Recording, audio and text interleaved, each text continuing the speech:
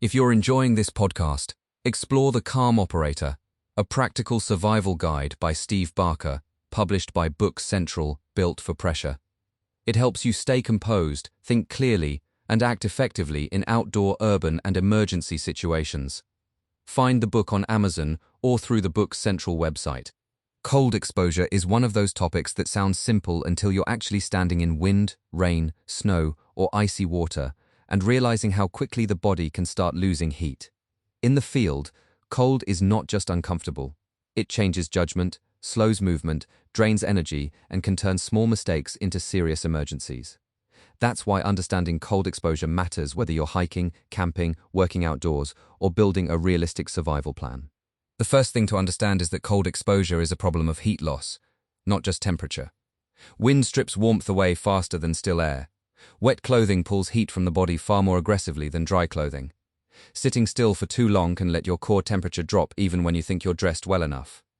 In survival terms, the goal is not to tough it out, but to manage your environment and your body before cold starts making decisions for you. Staying dry, blocking wind, and keeping your insulation layers working are the foundations. Clothing choice plays a huge role here.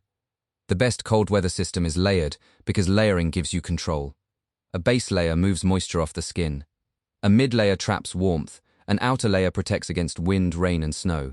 If you overdress early, you may sweat, and sweat becomes a problem the moment activity slows. If you underdress, you burn through energy trying to stay warm. The trick is to regulate before you become soaked or chilled. In cold conditions, comfort is not softness. It's efficiency. Cold exposure also affects decision-making. People often make their worst choices when they are cold, tired, and eager to just get moving. That's when they skip breaks, ignore changing weather, or fail to eat and drink enough. The body needs fuel to produce heat, and it needs hydration to keep systems working. Even in winter, dehydration is common. Warm drinks help morale, but the bigger lesson is to eat regularly, keep your hands functioning, and protect your head, feet, and neck. Those are the areas where heat loss becomes noticeable fast. Then there's the emergency side of the equation. If someone is becoming dangerously cold, the response must be calm and deliberate. Get out of wind and wet conditions. Replace damp clothing if possible. Add insulation layers. Warm the person gradually and keep them moving only if that movement is safe and controlled. With severe cold stress, confusion, clumsiness, and slurred speech are warning signs that should never be dismissed. In a survival setting, recognizing those signs early can prevent a bad situation from becoming life-threatening. Cold exposure is not about fear, it's about respect.